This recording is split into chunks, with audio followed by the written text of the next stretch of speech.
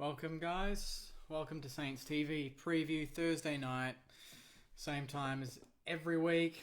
This time we're talking about the Bushfire Appeal charity match that's taking place tomorrow. Hope you've all had a great week.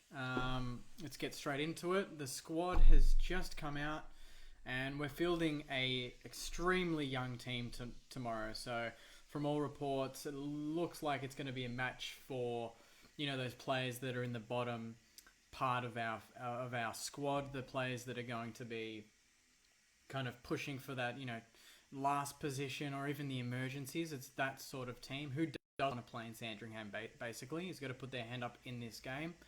A lot of the stars are being rested. Obviously, Brad Hill and Jade Gresham are playing in the State of Origin that night.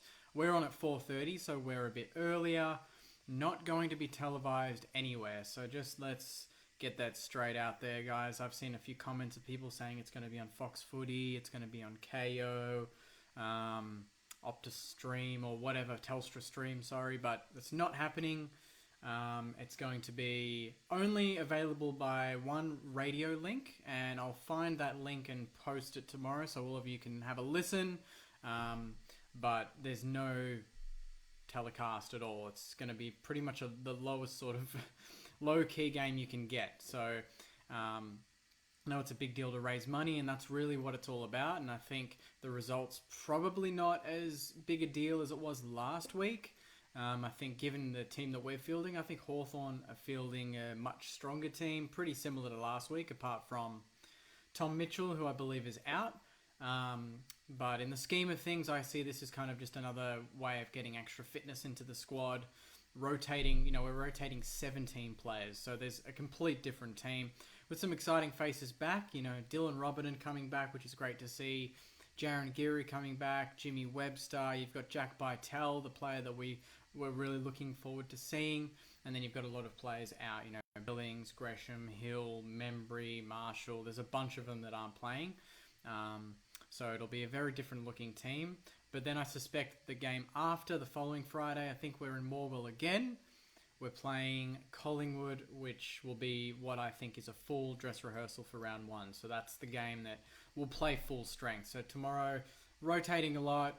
I wouldn't focus too much on the result. If we can win, amazing with the team that we're fielding, because there's a lot of new faces, a lot of players that haven't played AFL football yet, and a lot of players that have played under 10 games of AFL football. So you probably suspect Hawthorn are going to be pretty strong and want to win this, especially after us beating them last week. But the week after is when it all counts. We're going to be playing Collingwood. They're probably going to play a very strong team.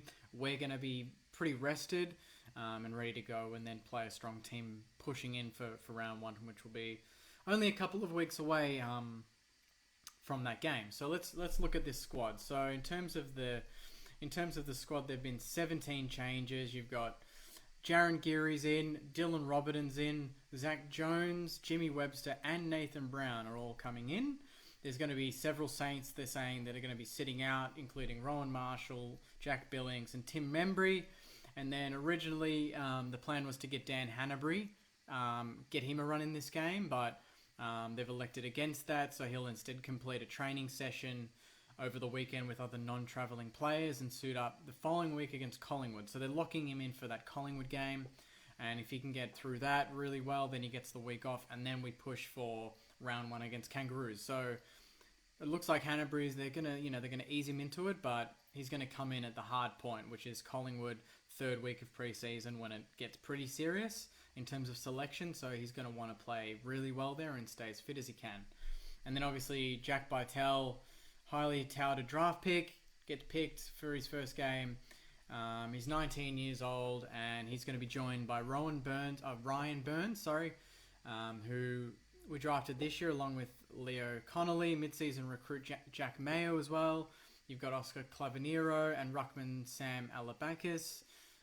So there's going to be a lot of fresh faces. So I'm excited for this. I was hoping you'd get a bit of a stronger team, because I just want to win every game we play. But realistically, we don't want to be, going too crazy 2 weeks into preseason when there's 25 weeks ahead of an actual season that we want to prepare for. I suspect Brad Hill and Jade Gresham are going to get minimal minutes. in State of Origin. I don't know how hard they're going to go. I don't know how serious that game is, but I'm tipping that,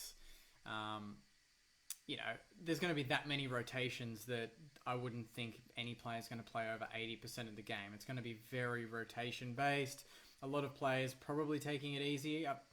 I'm sure it's going to be a lot of fun. I'm not sure if it'll be, similar to the old State of Origins we used to have, or it's going to be close to EJ Witten style, where it's kind of uncontested and it's always going to be close until the last minute when someone kicks a goal and it wins them the game. So it's going to be interesting to see. I just wanted to go back on last week's performance, Thursday night. Moorabbin, I didn't get to go. I was at Queen, but I was keeping tabs on the game as much as I could. I had a friend watch it, go to it, and post on my behalf. I've watched it a couple of times since in the last week, to be honest. And I have to say, really liking the way we're playing. Comment and tell me what you guys thought. I was really impressed with the fact that we wanted to use the corridor a lot this time. Instead of going that dump kick out of defense down the line and it's a turnover, or, the ball just goes out of bounds and we repeat and it's really slow and we get, we let the team prepare for the counter-attack. We let them get back. We give them that much time. But in this game, it seemed like, it was kind of taking risks, going through the middle. I know it's a preseason game and it's the first preseason game, but considering the difference in style, that was kind of what caught my eye. It wasn't the fact that we ended up kicking over 100 points or that we won, but it was more the way we went about it. And even if we had lost, I would have still been really happy with the way we went about it because we took the game on. It was a lot of handballing, a lot of running in waves, and it seemed to be, more instinct-based as opposed to, oh, shit, what do I do now? I want to do this, but, the coach told me to do that. It was kind of really much, Ratton giving them free reins to do what they want, and I thought they did it really well. Rowan Marshall was amazing. I thought that Bradley Hill was phenomenal. His foot skills, I saw a lot of tweets coming through about how he's basically paid for himself already because of the kicking that he put on show last Thursday night, but when I watched it, that's when I really thought, Jesus, this guy's good. And he gives us exactly what we want. I can't remember the last time we've had a midfielder that can just take the game on and break it open with one kick like he can. Whether it's to break up the play and get it out of congestion with his pace or his kicking, or it's to, find a pass down the field that no one else sees and, it looks like a simple pass because he finds the player in so much space, but it's because of his execution that he can get away with it, and it's insane that we've got him. And I thought Dougal Howard was pretty good. He made some mistakes early, but he's punching, he was just body on body every time, and I was really impressed with that. I thought, Luke Dunstan was one player that really impressed me, and he's got a big season coming up because he's the sort of player that, if he doesn't perform, there's going to be players coming in that want to take his position. So, Max King kicking an early goal. Tim Membry kicked 4, had 24 possessions. All the players we wanted to see and do well, did well. Jack Billings, excellent. I thought the midfield looked really strong. Jade Gresham through the middle was excellent. And that's, one player that I think can go to the next level, along with Rowan Marshall. Hunter Clark, Nick Caulfield in the back line was a bit shaky, but he did some really nice things. Cal Wilkie, Jake Carlisle, everyone that played last week did their own thing and had one or two positives that really came from the game, which to me is really important in this time of the season because this is where you're kind of rusty and considering we've got that many new players, there's every chance that we don't click, but it looked like we clicked and that we had a lot of chemistry, so I was really happy with that. Let's go through some of the comments. There's a few here. We've got Collingwood game is Sunday week, so not Friday, like I said. Thanks for that. Wondering why Longy isn't playing this week. That's from Luke. I'm tipping that it's just rotation. He played a lot of the game last week. I think he played over 70% game time or time on field. So no point risking it. I think he's pretty much locked for that halfback role in round 1, the way he's going and the way he's training and his form. So I don't think you'd want to risk that in this game. No offense to the game that it is. It's, it is for charity, but, this isn't the game that you want to treat as a grand final and play all your best stars and they get injured. So I can see why we've rotated and why we've made that many changes. Also, You want to give blokes that may not get a chance during the season proper to have a chance, because if they don't play tomorrow, then it's likely next week against Collingwood it's going to be full strength. They don't play, and then they have to wait until they get picked for Sandy, if they get picked, and then for most of the season they don't make it into the first. So I think Ratton's done a really good thing to just give them a chance. They might surprise. There might be someone there that we haven't seen or we haven't given a chance in previous seasons that comes out and has a really good game, might push his chance for playing against Collingwood, gets the chance, does well, and then you're in it with a red-hot shot for getting picked for round 1 against North. So I think what he's done is really well, because it puts the best 22 kind of on guard. Like they're not playing, so their position is being played by someone else tomorrow. And if that person plays it really well, then there's more competition, and it means everyone's fighting for a spot. So I think he's done a really good thing there, and the rotations were needed, just to get some more fitness into the rest of the team, also to get competition going and heating up, given that it's the second week of preseason. And also just to judge who is good enough if we have injuries during the year, who can come in, who can play a certain role. So having that backup squad ready to go, I think is really important. So I'm really happy with what he's done there. Stuart says we need to get the best out there for round 1. I think it's a good idea. I agree with you there, Stuart. Daniel says, is there any way to watch the game tomorrow? I said it at the start of the live. If you hadn't seen it, I flagged that ignore all the comments that are saying it's going to be on KO, it's going to be on Fox Footy, it's going to be on all these streams. There is no streams. I'm tipping there's not even going to be a actual cameraman filming it, unless it's just a St Kilda cameraman doing it for highlights, but there's no stream. I actually reached out to St Kilda. I asked them ahead of time, is there going to be a way to watch this game? They conclusively said no, they're not doing it.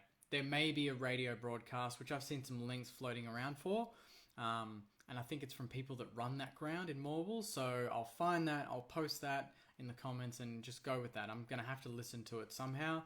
So I'm hoping that radio link will work, and then, might be tomorrow night or over the weekend that highlights come out from the game. So we'll have to wait and see for that. But it's a shame that we can't see it, even though it's a pracky game and it's not really for any sort of reason other than to raise charity, which is a great reason. You still want to watch the team and watch all these new faces, so it's a bit disappointing that so many of these new players are coming in and some of their family members won't actually be able to watch them play for the red, white and black, because they're not setting up a camera, which is a bit disappointing. But, we're going to move on, and next week we'll be on TV, and then all the season will be all over the TV. So one game we'll just have to deal with. Stuart says, last week we looked great out of the centre and passing, hitting targets, looked much better. Hill, Ryder, all did what we got them for. I agree with that. And I think our goal kicking efficiency was great. I think we kicked like 19 goals 8 or something, or 19 goals 9. Big difference on previous seasons, where in the last 6 seasons we've been the worst set shot team in the competition. Last week I think our set shots were above 65 to 70%, which is higher than the AFL average, and field kicking was a big up too. So whatever they're doing in training, admittedly I've heard they're doing a lot of skills training and not so much tactical training, and it's coming off because, if we're going to play fast and through the corridor, you're going to have to execute your kicks and execute them well and fast and under pressure. So if we can do that, we're going to be, not only competing against teams around us, but that's how you beat some of the best teams with skill. So I'm excited with where that will take us. King will kick 8 goals, Hill 30 plus if they were playing. Luke says, how will the rep Saints go tomorrow? You know what? I don't know. I mean, they might surprise. Hawthorn playing a very strong team. They probably want to get at least one win in the preseason. It'd be terrible for them to lose back-to-back to St Kilda, especially with all the players we're resting tomorrow. But, we've got some experience. We've got Robertson coming back, Geary, Webster, Bytel, who hasn't played yet, but he's a big body and can really do some damage. And then you've got players like Seb Ross who's still playing. I think Savage is still playing. So it's still going to be a fairly strong lineup. There's just going to be a sprinkle of Ryan Burns and Leo Connolly and these sort of guys that have never played AFL football, never really played competitive football at this level. So it's going to be a big up for them. And the exciting thing is, no matter what, just to see how they perform under the pressure. Phil says, not worth listening to a local radio station who won't know all the players. It's better than nothing, it's better than not watching or listening to anything, so just give it a chance and see what happens. I really wanted to go down and do some live videos there, but unfortunately can't make it. I'm going to try and get some contacts to go anyway and get some video and get some footage and get some content at the ground, so we'll see if that can happen. And hopefully it does, and stay tuned for tomorrow because I'll be posting that. Chris says he's going, so maybe Chris can send us all some stuff, which would be awesome. Maybe just set up a camera at a nice angle and film the entire game live to Saints TV would be awesome too, to get a live telecast of some sort onto the internet. Billy says, will Zach Jones get a run tomorrow? Yep. Zach Jones is another one that I'm excited to see. One of the big signings. All of the signings played last week apart from Zach Jones. I think given they wanted to rotate heavily this week, that's the reason why. Dougal Howard, Paddy Ryder, Dan Butler, Brad Hill, they all played well last week. I really liked the look of Brad Hill and Dan Butler in particular. That forward pressure, that he knows where the goals are, and that Richmond sort of style of just manic pressure. It's exactly what I want to see. So I'm excited to see where they play Zach Jones tomorrow, whether he's in the middle or he plays half back. Because from what I've seen, he's capable in the middle. Sydney played him in the middle 2 or 3 times last season. And from those games, he averaged over 25 possessions. So he's capable in the middle, which is exciting because we can rotate Hunter Clark and him off half back into the middle. Maybe even Gresham at the same time. Put him on the wing. Put him up forward with his pace to kick a couple of goals. He's got the body for it. It's great to have these sort of issues because it makes us a more flexible team and it makes us harder to match up on week in, week out. Daniels is going to head over after. Can't wait. Probably on the game I'll get to all year. James says, who are you most excited to watch tomorrow and why? I'm pumped to see Jack Bytel. I'm a big supporter of him. I think that he can give us, another bow, just another string to the midfield that we're growing. This midfield's kind of been developed in the last 6 months, the way we're going with Brad Hill, Zach Jones, Gresham going in there, Hunter Clark going in there. It was a worry when we were rumoured to lose Jack Stephen, and, we've lost him since, but we're covering his loss in a better way. We're not just focusing on one star. We're going to get a lot of other good players going through that midfield, but I think having Jack Bytel, from his highlights from a year ago when we drafted him, he was excellent in the middle, very clean hands, and he knows how to find space. He's not the quickest, but he just seems to find time, and he's a big body now. He's had a full season and preseason now to get into the gym, put on weight, and he looks like he can come in straight into round 1 and do something. So if he plays well tomorrow, there's a chance he plays well against Collingwood if he plays, and then there's a big chance for round 1. So I'm super excited for him. I might leave it there, guys. I'll keep it short and sharp. I'm looking forward to the game. Let me know who you're looking forward to seeing. This will be up on Spotify. If you want to re-listen to it, it'll be up on YouTube as well. Again, really appreciate all the comments and all the views as well. Thanks for watching. If you haven't already liked Saints TV on Instagram, please do it, Saints TV Official. And just a little hint, there might be another special podcast show coming along in the next couple of weeks. So stay tuned for that. I'm really excited about what's in the works for the season ahead. So I'm looking forward to sharing all of that with you. Anyway, guys, thanks so much for watching.